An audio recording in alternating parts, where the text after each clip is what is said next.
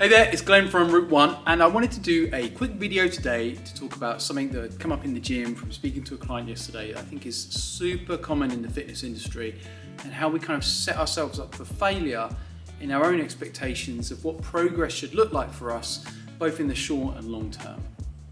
Now, what you're going to see coming up on the screen now is, I think, is the common perception of what progress in fitness looks like for you or anyone over time. We start where we start and we increase on this lovely straight line, increasing in our abilities exponentially over time. And really, that is just not the truth. It's bullshit. And there's a number of reasons why that's the case, but a more accurate representation of what I view as being progress in the real world looks like this. It's a super wavy line, and actually if I could have found a better one, it would have been even more erratic and over the place, but that was the best one I could find in the software we use. But anyway, I digress. The point is that progress is never, or very rarely, this beautiful linear straight kind of line that just kind of goes up and up and up.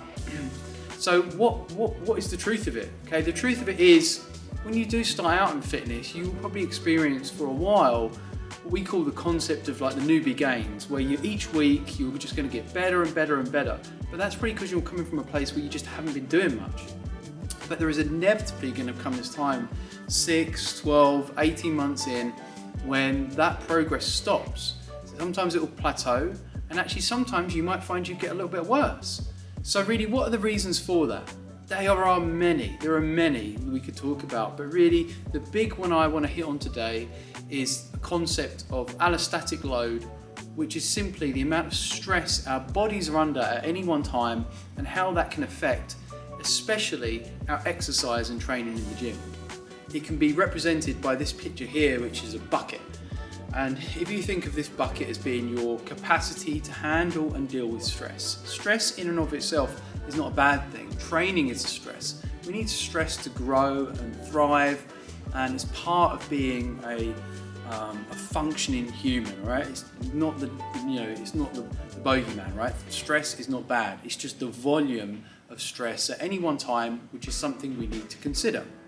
So, if we look at the bucket of stress, what you're going to see in that bucket are a few different things. You've got work, family, life in general. All these things are going to add up to that total amount of stress. And what that's going to mean, especially in regards to training and exercise, is that if that allostatic load is high, the ability for you to train in a way that's effective and to continue making progress is going to be not just limited, but probably impossible.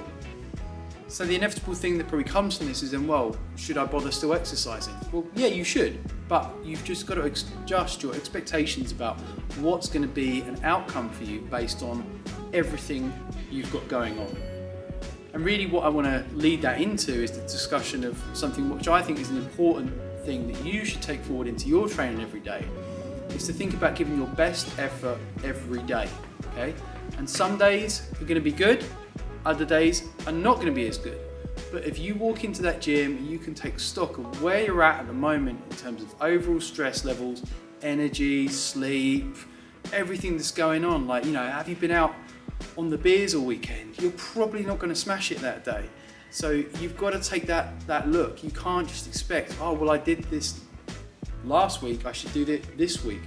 That is just going to set you up for a feeling of failure, which is never good, right? It's never good. And it doesn't set you up for success and to build that consistency around exercise and that fulfillment, which you should have and we want you to have long term. So, simple tip, when you're next in the gym, think about giving your best effort every day based on how you feel. That's all you can give. It doesn't mean you should kind of be wishy-washy with it or sandbag it. It means you should give your full effort, but that is going to be different day on day based on everything you've got going on in life. If you need any more help, just let me know.